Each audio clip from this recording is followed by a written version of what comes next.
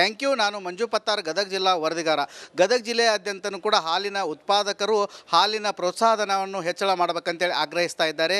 ನಾವಿಲ್ಲಿ ದೃಶ್ಯದಲ್ಲಿ ಕೂಡ ನೋಡ್ತಾ ಇರ್ಬೋದು, ಗದಗ ಜಿಲ್ಲೆಯ ನಾನಾ ಭಾಗಗಳಿಂದನೂ ಕೂಡ ಸಾಕಷ್ಟು ರೈತರು ಇಲ್ಲಿಗೆ ಬಂದಿದ್ದಾರೆ. ಯಾಕಂತಂದರೆ ಇವಾಗ ಒಂದು ಕಡೆ ಭೀಕರ ಬರಗಾಲ ಆವರಿಸಿದೆ. ಹೀಗಾಗಿ ಜಾನುವಾರುಗಳಿಗೆ, ಹಸುಗಳಿಗೆ ಯಾವುದೇ ರೀತಿಯಿಂದ ಆಹಾರ ಸಿಗ್ತಾ ಇಲ್ಲ. ಅದೇ ರೀತಿಯಾಗಿ ಹಾಲು ಉತ್ಪಾದನೆ ಮಾಡುವ ವೆಚ್ಚ ಕೂಡ ಸಾಕಷ್ಟು ಆಗ್ತಾ ಇದೆ. ಒಂದು ಕಡೆ ಹಸುಗಳ ಬೆಲೆ ಏರಿಕೆ ಆಗ್ತಾ ಇದೆ.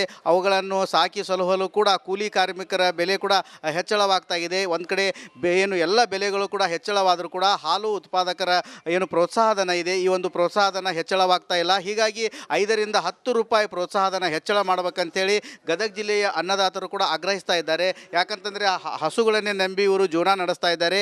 ಇವಾಗ ಏನು ಪ್ರೋತ್ಸಾಹಧನ ಇಲ್ಲ ಅಂತಂದರೆ ನಮಗೆ ಸಾಕಷ್ಟು ಸಮಸ್ಯೆ ಆಗತ್ತಂಥೇಳಿ ರೈತರು ಇವರು ಹಾಲು ಉತ್ಪಾದಕರು ಹೇಳ್ತಾ ಇದ್ದಾರೆ.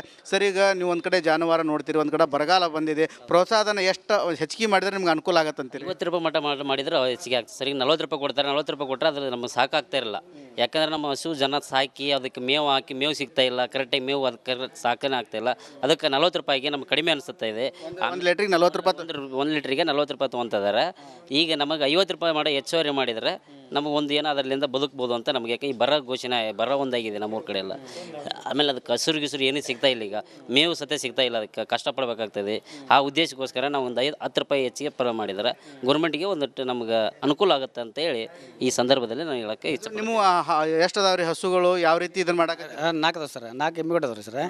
ಅವು ಹಿಂಡ್ದವ್ರಿ. ಈಗ ಹಾಕಕತ್ತಿ 6 ತಿಂಗಳು ಆತ್ರಿ ಹಾಕಕತ್ತಿ. ಅದು 40 ರೂಪಾಯಿ ಅಷ್ಟೇ ರೀ. 40 ರೂಪಾಯಿ ಮ್ಯಾಗೆ ಹೆಚ್ಚಿಗೆ ತೊಗೊಳಲ್ಲ ರೀ. 50 ರೂಪಾಯಿ ಮಾಡಂತ ನಾವಂತಿ ಮಾಡಲ್ಲ ರೀ ಸರ್. ಅದು ಹೆಚ್ಚಿನವರಿ ಹೇಳಿದಲ್ಲ ರೀ, ಅದಕ್ಕೆ ಏನು ರೊಕ್ಕ ಹಾಕಲ್ಲ ರೀ ಒಟ್ಟು. ಅವ್ರು ಖರ್ಚು ಎಷ್ಟಾಗತ್ತೆ ರೀ ಅವ್ರು 4 ಇದನ್ನು ಮಾಡಲಿಕ್ಕೆ? ಏನು ಆಗುತ್ತೆ, ಏನು ಲುಕ್ಷಾನ ಲುಕ್ಷಾನ ಸರ್. ಮತ್ತು ಈಗ ಎಲ್ಲ ಹೊಟ್ಟು ಮೇವು ಹಿಂಡಿ ತೌಡು ಎಲ್ಲ ಮಾಡ್ಕೊಲ್ಲ ಸರ್. ಅವಕ್ಕೆ ಒಂದಲ್ಲ ಎಲ್ಲ ಮೈಸೂರಪ್ಪನ ಅದು ಲಾಭ ಆಗಲ್ಲ ರೀ. ಬಟ್ ಈಗ ನಾವು ಅವ್ನು ಮಾರ ಸ್ಥಿತಿಗೆ ಐತಿ ನೋಡಿರಿ. ಸರ್ಕಾರ KMF ಮತ್ತು ಸರ್ಕಾರ ಮಧ್ಯಸ್ಥಿಕೆ ವಹಿಸಿ ಈ ತಿಂಗಳನ್ನ ಮಾಡಿದ್ರೆ ಉತ್ತಮ ಸರ್. ಯಾಕಪ್ಪ ಅಂದ್ರೆ ಹಾಲಿನ ದರ ಭಾಳ ಕುಸಿತ ಕಂಡಿದ್ದರಿಂದ ರೈತರು ಅದು ಏನು ಅವ್ರು ಏನು ತೊಗೊಂತಾರೆ ಅದಕ್ಕೆ ಹಾಕಿ ಬಂದುಬಿಡ್ತಾರೆ ಸರ್. ಅದು ಮತ್ತು ಮೈಸೂರು ನೋಡ್ತಾರೆ ಸರ್ ಅವ್ರು ಹಾಲಿಂದ. ಅದು ಕಡಿಮೆ ಬಂತಪ್ಪ ಮತ್ತು ಅದಕ್ಕಿಂತ 40 ರೂಪಾಯಿಕಿಂತ 38 ರೂಪಾಯಿ ಹಿಂಗೆ ಲೀಟ್ರಿಗೆ ಹಾಲು ತೊಗೊತಾರೆ ಸರ್.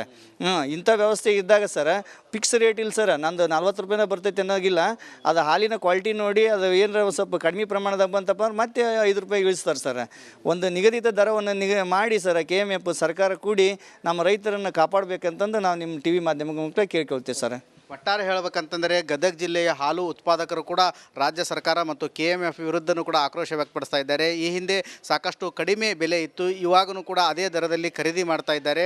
ಒಂದು ಕಡೆ ಭೀಕರ ಬರಗಾಲ ಆವರಿಸಿದೆ. ಇಂಥ ಸಮಯದಲ್ಲಿ ಏನು ಜಾನುವಾರುಗಳನ್ನು ಕೂಡ ಸಮರ್ಪಕವಾಗಿ ಆಹಾರ ಸಿಗ್ತಾ ಇಲ್ಲ. ಹೀಗಾಗಿ ಪ್ರೋತ್ಸಾಹಧನ 10 ರೂಪಾಯಿ ಹೆಚ್ಚಳ ಮಾಡಬೇಕಂತೇಳಿ ಗದಗ ಜಿಲ್ಲೆಯ ಅನ್ನದಾತರು ಆಗ್ರಹಿಸ್ತಾ ಇದ್ದಾರೆ. ಈ ನಿಟ್ಟಿನಲ್ಲಿ ಸರ್ಕಾರ ಕೂಡ ಸೂಕ್ತವಾದ ಕ್ರಮ ಕೈಗೊಳ್ಳಬೇಕಾಗಿದೆ. ಇದಷ್ಟು ಇಲ್ಲಿನ ಸುದ್ದಿ. ಮುಂದಿನ ಸುದ್ದಿಯನ್ನು